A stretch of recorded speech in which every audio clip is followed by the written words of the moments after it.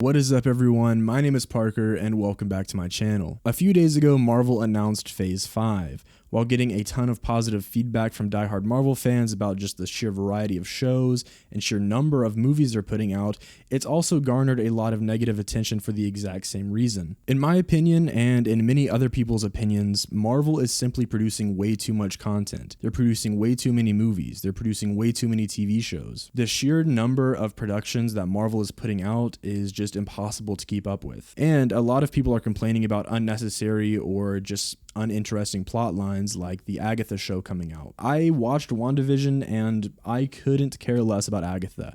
I know she's probably an important villain, but I don't care. I'm sorry. They need to give my girl Big Bertha the spotlight instead. Why not have a Big Bertha TV show instead of Agatha? And I want to make a quick disclaimer before I get into the rest of this video. Look, I am not a diehard Marvel fan at all. I don't even really watch a lot of superhero movies in general anymore. I don't read comics. I don't keep up with the lore. I don't watch any interviews or anything like that. I'm basically just looking at it from a third-person perspective and just sort of looking at it from outside the fishbowl. But Parker, aren't more TV shows and more movies a good thing? Well, technically yes, but if the content is all bad, then it doesn't mean anything. I think one of the biggest indicators that Marvel is making too much content for their own good comes in the form of the most recent Doctor Strange movie. A few months ago, I went to go see it with some friends in a movie theater, and I wasn't expecting much. Again, I'm not the biggest Marvel fan, but I wasn't expecting what I saw. Look, the movie was entertaining, but as far as a quality movie with good pacing, good storyline, good acting, good CGI, it just wasn't there. I'm sorry, it was a big disappointment. Honestly, at certain points within the movie, the CGI they used looked like it belonged in a CW show from 2015.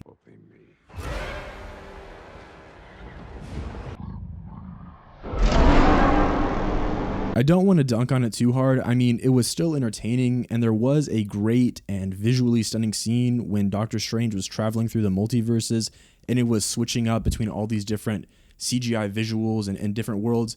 That was a cool scene. It really was, but it felt like they blew the entire budget on that one 10-second clip, and they just farmed the rest out to some college class. And because Marvel is producing so much content, especially on Disney Plus, moviegoers who are not really tapped in with the entire Marvel canon, when they went to go watch Doctor Strange, they would have been so lost. Because, spoiler alert, Wanda is the villain in the new Doctor Strange movie. Now, if you hadn't seen WandaVision behind the Disney Plus paywall, you would have been so confused. If you left off at Endgame and watched Doctor Strange, you would have been like, why is the Scarlet Witch evil, you know?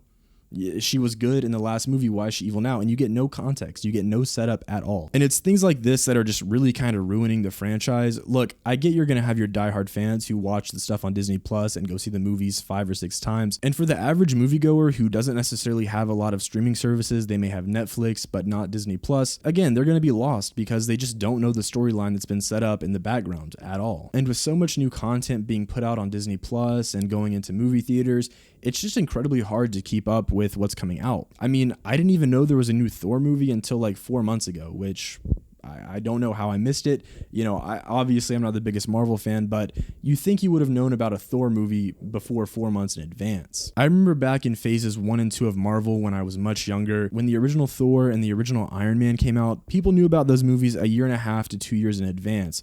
It had enough time to build hype to where even the most non-superhero interested person was going to go see the movie. My mom and my dad, who had absolutely no interest in superheroes, they still don't, they went and saw those movies and they actually liked them. However, nowadays, when it seems like something is coming out every 2 to 3 weeks, it just makes it impossible and it makes it incredibly difficult to keep up with the entire Marvel timeline. If you take a look behind me here, you'll see a chart that shows what you need to watch and in what order so that you can be fully caught up with the Marvel canon. Now you'll notice there is 63 pieces of content. Now this includes movies, it includes TV shows, and it even includes little one-shots and animated shorts online.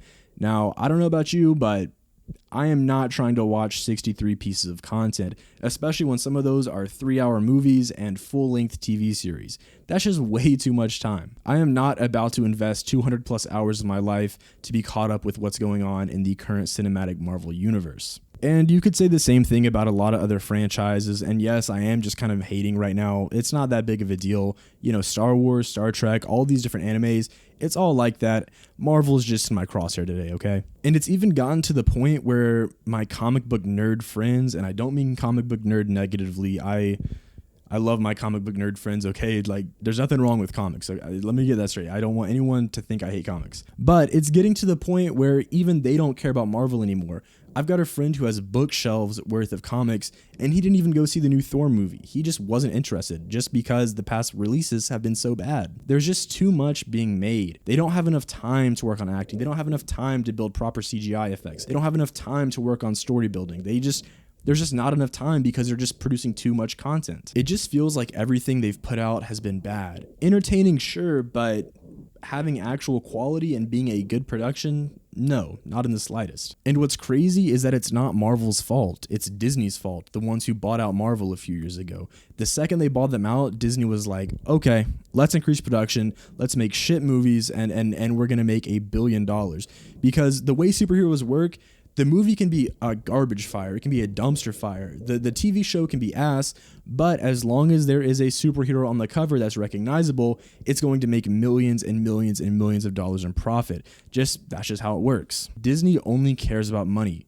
Once you've bought that initial Disney Plus purchase, or once you've bought that movie ticket, they don't care. You can screw off. The movie probably sucks, but they've got your money. You know, that's all they care about is money. Seriously. I really hope I'm wrong. I really do. I hope the stuff coming out in Phase 5 is actual quality content, but with their current track record, I'm not expecting anything good. Look at this She-Hulk CGI, for example. That's terrible.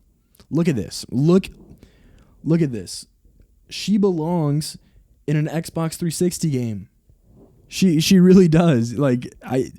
This is a multi-million-dollar project, a multi-million-dollar TV show, and the CGI looks like that. The CGI looks like that, y'all. But anyway, I digress. I'm just a hater on the internet. So that being said, y'all, I hope you all have a great day, a great rest of your night, a great whenever you're watching this video. My name is Parker, and I'll see y'all in the next one. Bruh.